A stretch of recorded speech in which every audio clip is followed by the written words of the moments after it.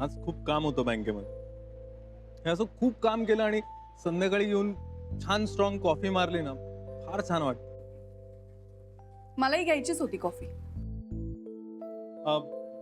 आज कसा गेला दिवस?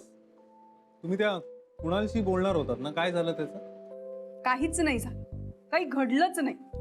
का? काय बोलला तो? म्हणजे तुम्ही राधिका वहिनींविषयी सांगितलं ना त्याला सगळं? सगळं समजावून सांगितलं मी त्याला, पण तो शनायाशी बोलायला काय भेटायलाही तयार नाहीये. बापरे, शनायाचा धसका घेतलाय त्याने. मला तर काळजी वाटायला लागली. कोणाची? गुरुनाथची. एवढ्या साध्या पोरांनी जर एवढा धसका घेतलाय तर गुरुनाथचं काय होईल नंतर? त्याचं काय व्हायचं ते होईल. मला फक्त राधिकाची काळजी आहे. खरंच तुम्हाला राधिका वहिनींची काळजी आहे? नाही काय रेवतीजी, तुम्ही एखाद्या गोष्टीचा विचार करायला लागलात तर एका पॉइंटला येऊन इतके स्टबन होता की मग बाकी कशाचाच विचार करत नाही. म्हणजे तुम्हाला राधिका वहिनींची काळजीही आहे आणि तुम्हाला त्यांच्याशी बोलायचंही नाही. तुम्हाला कळतंय का तुमच्या वागण्यामध्ये किती विरोधाभास आहे ते? तुम्ही आडून आडून जे सुचवताय ना ते शक्य नाहीये. मी राधिकाशी कधीही बोलणार नाही. मग विषयच संपला ना. मग राहू दे राधिका वहिनींचं घोंगडं भिजत. इथे जर कोणाला बदलायचंच नाहीये तर प्रश्नच संपला. तुम्ही गैरसमज का करून घेताय? नाही नाही, हा गैरसमज नाहीच आहे. कसं आहे रेवतीजी, आमच्या बँकेमध्ये जेव्हा कोणी लोन घ्यायला येतं ना तेव्हा ते फेडण्यासाठी विशिष्ट कालावधी दिला जातो. जेवढा कालावधी वाढत जातो तेवढं त्याचं व्याज वाढत जातं आणि मग एका पॉइंट नंतर मुद्दल काय होती हेच लक्षात राहत नाही. तुम्हाला काय म्हणायचंय? नाही, हेच की तुमच्या आणि राधिका वहिनींच्या नात्यामध्ये गैरसमज वाढत चाललाय आणि तो जर वेळीच दूर केला नाही ना तर तो वाढतच जाईल आणि मग मेन मुद्दा काय होता हेच विसरून जाल तुम्ही. बघा ना, केवढी छोटीशी गोष्ट होती. तुमच्या मिस्टरांना आणि नेहाला भेटायचं होतं. राधिका वहिनींनी एक बाप आणि एका मुलीची भेट घडवून आणली. त्याचा तुम्ही एवढा कांगावा केला, एवढा गैरसमज करून घेतला की आता तुम्हाला त्याचा विचारही करायचा नाही. आणि आता झालंय काय? तुमचे मिस्टर नेहाला भेटले आणि ते त्यांच्या विश्वात मग्न आहेत. नेहा आपापल्या विश्वात रमलेली आहे आणि तुम्ही आणि राधिका वहिनी एकमेकांशी बोलण्यासाठी झुरताय. रेवतीजी, राधिका वहिनींनी तुमच्याशी बोलण्यासाठी पुढाकार घेतला होता पण तुम्ही दुर्लक्ष केलं. असं करू नका. एक पाऊल तुम्ही पुढे टाकून पहा ना. छान बोलता, पण हे ना पुस्तकात वाचायला छान वाटतं. ज्याच्यावर प्रसंग ओढवतो ना त्यालाच कळतं. नाही, मान्य आहे ना, मला मान्य आहे. तुमचा हा मुद्दा अगदी पटतोय मला. मग निदान या मुद्द्यावर तरी ठाम राहा ना. इथून पुढे कुणाला कसलीही मदत करायला जाऊ नका. राधिका वहिनींचं तर तोंडही पाहू नका. मीच जाऊन राधिका वहिनींना सांगतो ना की रेवतीला तुमच्याशी बिलकुल बोलायचं नाहीये आणि त्यांना तुमचं तोंडही पाहायचं नाही. हा, मी जाऊन सांगतो. मिस्टर गुप्ते,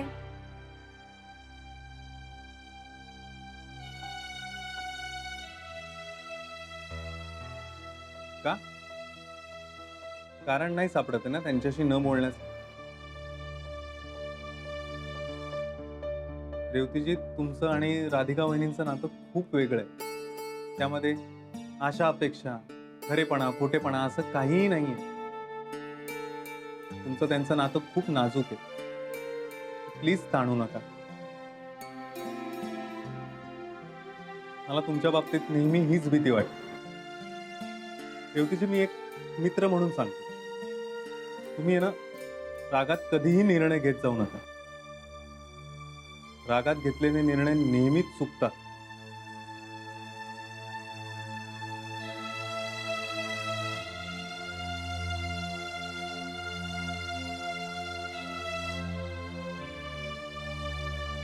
आई, मला कंटाळा आला. अथर्व, अरे आता कुठे सुरुवात केली ना अभ्यासाला, लगेच कंटाळा आला तुला? नाही नाही, चल अभ्यास कर बरं नीट. मग टीचर तुला स्टार कसे देतील? काल दिलेला. काल दिलेला? कसला? काय तू ते सीताफळ बनवलं होतं त्याचं? हो, टीचरला खूपच आवडला. मग तिने टाळ दिला. नेहाला पण टाळ दिले. हो का? वा. आणि काय म्हणाले टीचर? एकदम बढिया. बढिया म्हणाल्या? मजा नाही गुल. हा, मग आई, नेहा का नाही येत?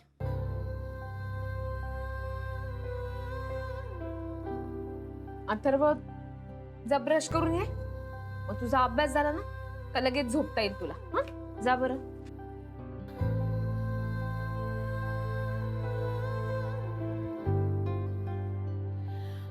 या बिचारी किती दिवसात इथे आलीच नाही. रेवती पण तर कुठे आली. रेवतीनं मनात अशी आडी काऊन धरून ठेवली कोणास ठाऊक.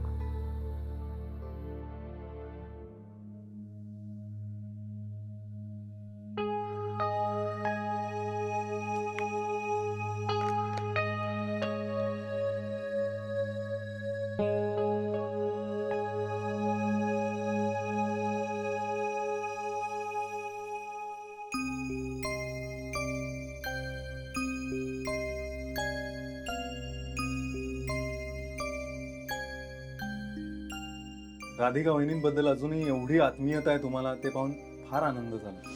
अजूनही एवढं वाटतं तर मग बोलत का नाहीत त्यांच्याशी तुम्ही? शेवटीची मला असं वाटतं की मत आणि तत्व यापेक्षा नातं खूप महत्वाचं, नाही का? आणि मला असं वाटतं की नात्यापेक्षाही भावना महत्वाच्या असतात. अजून किती दिवस तुम्ही मनात हा राग धरणार आहात?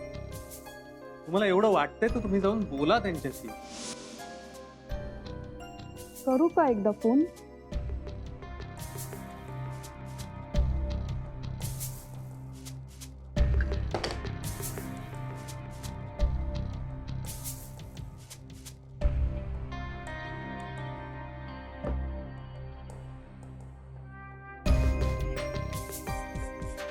फार कोलमडून गेल्यात राधिका वहिनी.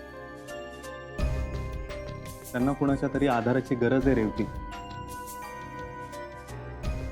आणि मला नाही वाटत तुमच्या इतकं जवळचं त्यांचं कोणी आहे.